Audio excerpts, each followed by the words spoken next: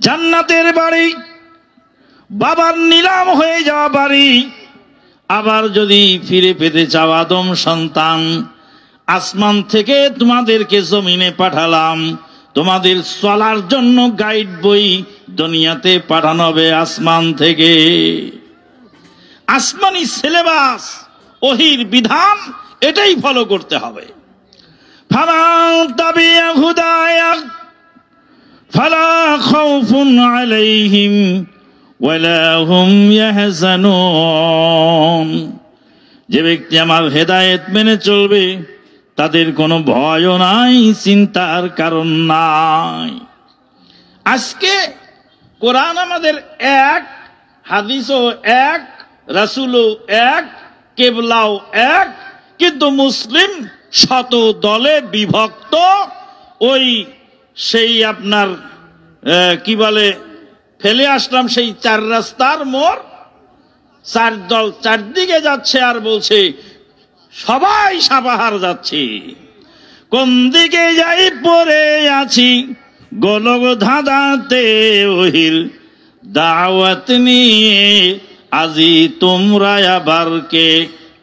ইসলামী দল আলি হালি, ওরা বলে খুঁটি নাটি ছেড়ে তোরা ঐক্য হতে আয়। তোমার দাবি ওহির বিধান মানবে না, তাই খুঁটি নাটি কয়। ভেঙে চুরে দিয়ে যত রসম রেওয়াজকে, মোরা মোহাম্মদি মোরা আহলুল হাদিস। নবী মোদের মোহাম্মদ সাল্লাল্লাহু আলাইহি ওয়াসাল্লাম সেই তরিকাতে, অন্য নামে নাম তাই রাখিনি রে। ওহির দাওয়াত নিয়ে ঘুরি দাঁড়ে দাঁড়ে। এটা মোটর সাইকেলের দাম কত ভাই? 1.5 লাখ, 2 লাখ, 2.5 লাখ, 3 লাখ আছে না এরকম? 5 লাখও আছে। সর্বনাশের মাথায় বাড়ি, কয় কি রে? তাহলে একটা মোটর সাইকেলের দাম 5 লাখ পর্যন্ত আছে, ডাক্তার শাহিন সাহেব বলছেন। তো এখন 5 লাখ টাকার মোটর সাইকেল, সেই মোটর সাইকেলের চাক্কার মধ্যে বাতাস আটকাবার জন্য যেই ছোট্ট একটা ভল টিউব থাকে, ভল টিউবের দাম কত? 5 টাকা 10 টাকা। এবার যদি বলেন যে 5 লাখ টাকার মোটর সাইকেল 10 টাকার ভল টিউব ছাড়া চলবে না কেন? চালাবো এইভাবে। মোটর সাইকেলের ভল টিউব যদি নষ্ট হয়ে যায়, আর যদি সেই মোটর সাইকেল আপনি চালাবার চেষ্টা করেন, 5 লাখ টাকার গাড়ি অচল হয়ে গেল, খুঁটি নাটি একটি ছোট্ট ভল টিউব না থাকার কারণে। আল্লাহ যদি বলেন হাসরের ময়দানে, সালাত তো আদায় করেছো বান্দা, খুঁটি নাটি বলে আমিনকে ছেড়ে দিয়েছো, রফুল ইয়াদাইন ছেড়ে দিয়েছ, নবীর তরিকা ব্যতিরিকে সালাত আদায় করেছ, আমি আল্লাহ তোমার সালাত গ্রহণ করলাম না। ওরা বলে খুঁটি নাটি ছেড়ে তোরা ঐক্য হতে আয়। ওরা বলে দেখো শুধু নামাজ পড়ে কে, আমার আল্লাহ বলেন ওই নামাজি যাবে ওয়াইলে ফাওয়াইলুল লিল মুসাল্লিন। কালকে ট্রেনের মধ্যে আসার সময় এক লোক বলছিল, আরে ভাই জোরে আমি নাচতে আমি এত কেসাল কেন, নামাজই পড়ে না মোটে। বললাম নামাজ যে লোক পড়ে না সে তো এক হিসাবে তার কোনো সমস্যা নেই, কারণ ফজরের সময় সে কনকনে শীতের মধ্যে ঘুম থেকে না উঠে ল্যাপ মুড়ি দিয়ে আরামে ঘুমাইল। পরকালে যা হোক হোক, কিন্তু দুনিয়াতে তো শান্তি করে ঘুমালো। হতভাগা সেই মুসলমান কনকনে শীতের মধ্যে ঠান্ডা পানি দিয়ে উজু করলো, উজু করে তারপরে মসজিদে গেল, সালাত আদায় করল। সালাত নবীর তরিকায় হলো না, সালাত পড়ে চলে আসলো খালি হাতে।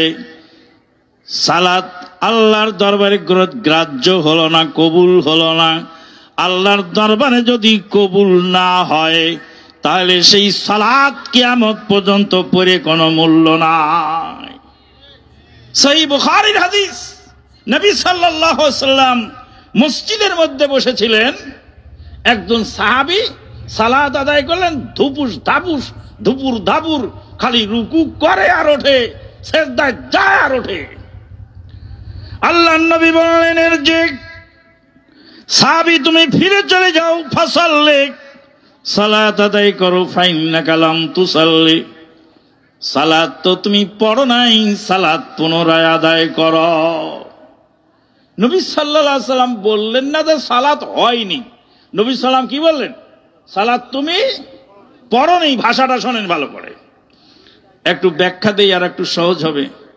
মদিনা ইউনিভার্সিটিতে আমরা যখন পড়তেছিলাম তো আমাদের কোরআন পড়াতেন ওই বছরে ডক্টর আহমদ আবদুল্লাহ সুদাইস, মক্কার যেই আব্দুর রহমান সুদাইস সাহেবের চাচাতো ভাই ডক্টর আহমদ আবদুল্লাহ সুদাইস কোরআন পড়াচ্ছেন।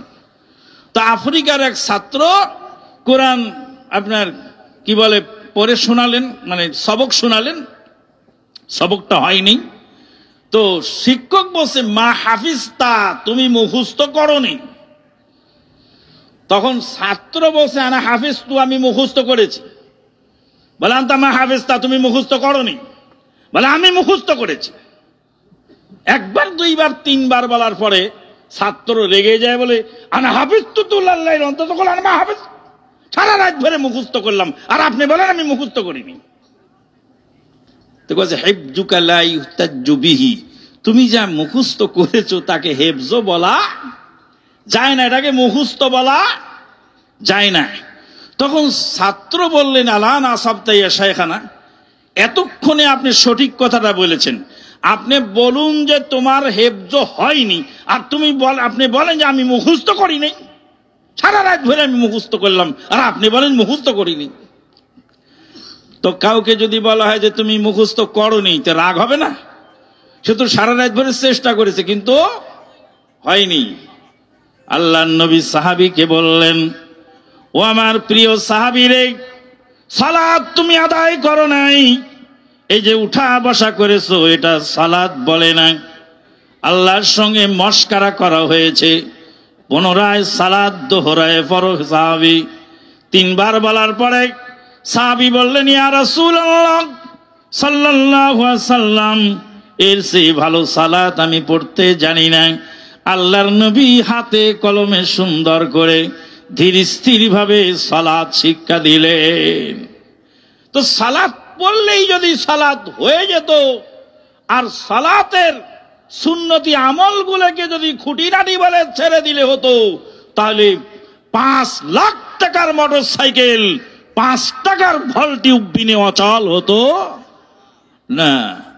সম্মানিত উপস্থিতি, আজকে এই যে আমরা সবাই নাজাতের পথ খুঁজে বেড়াচ্ছি, কেউ যায় খাজা বাবার দরবারে ড্যাগে সিন্নি মানত করছে, সেও আবার নাজাতের পথ খুঁজে চায়।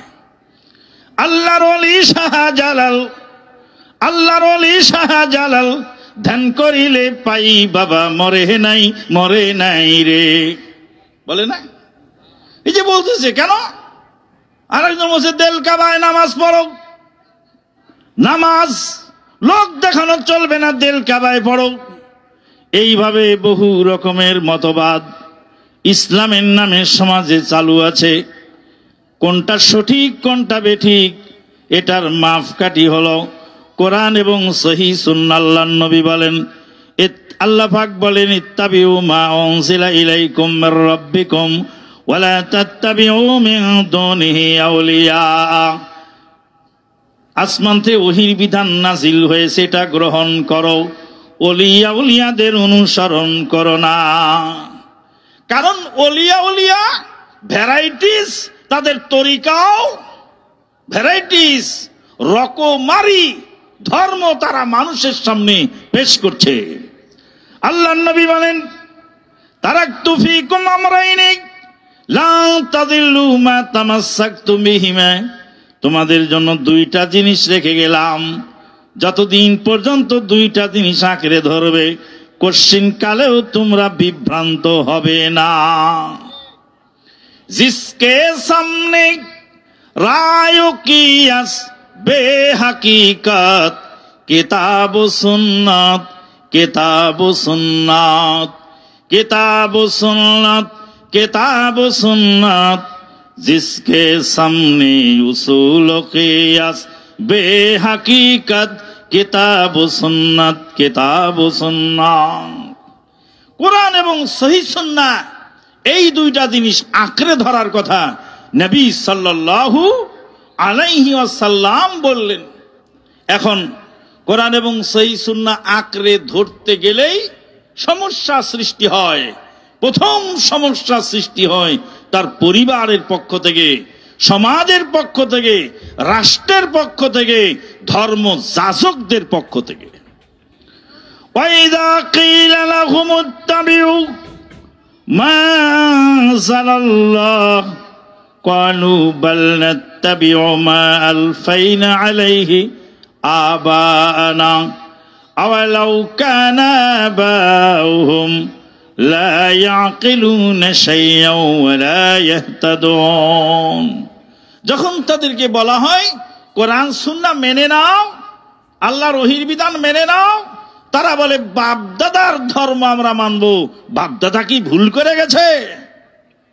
বাপদাদা কি এতকাল ভুল করলো? ও মিয়া, বাপদাদা গরুর গাড়িতে চড়েছে, আপনি এখন এরোপ্লেনে চলেন, আপনি এখন প্রাইভেট কারে চলেন। আপনি তো বলেন না যে বাপদাদা গরুর গাড়িতে চললো, আমি কেন প্রাইভেট কারে চড়বো? বাপদাদার ছিল মাটির কাঁচা ঘর, আপনি পাকা বিল্ডিং আর্কিটেকচার ইঞ্জিনিয়ার দিয়ে সুন্দরভাবে বানাচ্ছেন, তখন তো বলেন না বাপদাদা মাটির ঘরে ছিল, আমিও মাটির ঘরে থাকবো। বাপদাদা ছিলেন মূর্খ, লেখাপড়া জানতেন না, তারই ছেলে ইঞ্জিনিয়ার হয়ে লেখাপড়া শিখে দেশ বিদেশে চাকরি বাকরি করছে, তখন বলে না বাপদাদা এটা করেছে, আমি করব না কেন? আল্লাহ পাক বলেন, ইয়ালামুনা যাহিরাম মিনাল হায়াতিদ দুনিয়া ওয়া হুম আনিল আখিরাতি হুম গাফিলুন। দুনিয়া সব বোঝে, আখিরাতের বেলায় মখা সাজে। দুনিয়ার সব বোঝে, আখিরাত সম্পর্কে উদাসীন হয়ে যায়। দুনিয়ায় ওকে একটা টাকা কম দিয়ে দেখেন, টাকা নেবে না। বলে এত বড় আলেম সাহেব, এত বড় পীর সাহেব, এত বড় বুজুর্গ, তারা কি ভুল বলেন? তারা তো ভুল বলবে না, তারা যা বলেন সব ঠিক বলেন। কিন্তু পীর সাহেব যদি টাকা একটা দেয়, 1000 টাকার নোট, 1000 টাকার নোটটা হাতে ডলা দেয়, তারপরে সূর্যের আলোর দিকে ধরে, ধরার পরে যখন দেখে নিজে আর বুঝতে পারে না, তারপরে দেখো তো মামু টাকাটা ঠিক আছে নাকি? পীর সাহেবের টাকা চোখ বন্ধ করে নিয়ে নাও, আলেম সাহেবের টাকা চোখ বন্ধ করে নিয়ে নাও। আরে আলেম সাহেব তো ভুল বলবে না, ইমাম সাহেব মসজিদের, তিনি তো আপনাকে জাল নোট সাপ্লাই দেবেন না, কিন্তু তিনি যদি সরলতার কারণে কারো কাছ থেকে ঠগে জাল নোট গ্রহণ করে থাকেন না বুঝে, আর তিনি যদি আপনাকে না বুঝে ওটা দিয়ে থাকে, তো আপনি তো ক্ষতিগ্রস্ত হয়ে গেলেন। তখন পীর সাহেবের টাকাটা 14 বার গুনিয়ে তারপরে দেখে নেন। আর যখন জমি বিক্রি করবে, জমি বিক্রি করবে এলাকার পীর সাহেব, এই জমিটা বিক্রি করবে। এই বাজারের নাম হলো মধুইল বাজার। এই মধুইল বাজারের মেন রোডে 5 কাঠা জায়গা বিক্রি হবে। 5 কাঠা জায়গার দাম মধুইল বাজারে কত? মেন রোডের সাথে 5 কাঠা জায়গার দাম কত? 10 লাখ। থাক পাগলা, 10 লাখ টাকা হয় নাকি? 5 কাঠা জায়গার দাম কমপক্ষে 50 লাখ হওয়া চাই, কারণ মেন রোডের সাথে 5 কাঠা জায়গা মেন রোডের সাথে হাদিস ফাউন্ডেশন শিক্ষা বোর্ডের চেয়ারম্যান ডক্টর আহমদ আব্দুল্লাহ সাকিব সাহেবের 5 কাঠা জায়গা ডক্টর আসাদুল্লাহ গালিব স্যারের সুযোগ্য সন্তান। উনি যে সম্মানী লোক, 5 কাঠা জায়গা ওনার আছে, উনি এখানে বিক্রি করবেন। 5 কাঠা জায়গার দাম 50 লাখ, কিন্তু 50 লাখ লাগবে না, 10 লাখ টাকায় বিক্রি হবে। আপনি নেবেন? কেন নেবেন? 50 লাখ টাকার জমি যদি 10 লাখ টাকায় পাওয়া যায়, নেবেন না?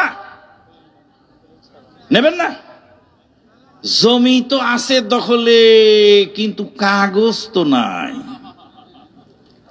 কাগজটা দুর্বল আছে। আরে ভদ্র মানুষের জমি তো, বাপদাদা 14 পুরুষ জমিটা ব্যবহার করে এসেছে, দখলে আছে। দখলে যতই থাকুক না কেন, কাগজে না থাকলে কেউ ওই জমি কিনতে চাবে না। আল্লাহ রাব্বুল আলামিন, আল্লাহর নবী বলেন, একজন আদনা দরজার জান্নাতি জান্নাতে যেইটুক জায়গা পাবে, সেই জায়গাটুকুর মূল্য পৃথিবীকে 10 বার বিক্রি করলে, 10 বার পৃথিবী বিক্রি করলে একজন সর্বনিম্ন জান্নাতীর জান্নাতের মূল্য হবার লয়। কথা বোঝা যায়? বোঝা যায় কথা?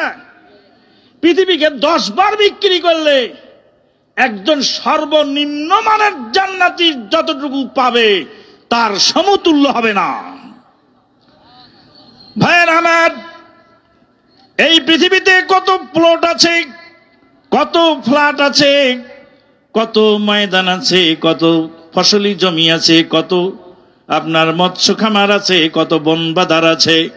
এই পৃথিবীতে কত খনিজ সম্পদ আছে। আল্লাহ রাব্বুল আলামিন সৌদি আরবের স্বর্ণের খনি দিলেন। কিছুদিন আগে মদিনার দূরে আর একটা বিশাল স্বর্ণের খনি, তেলের খনি, প্লাটিনামের খনি, বিভিন্ন খনিজ পদার্থ আল্লাহ পাক পৃথিবীতে দিয়েছেন।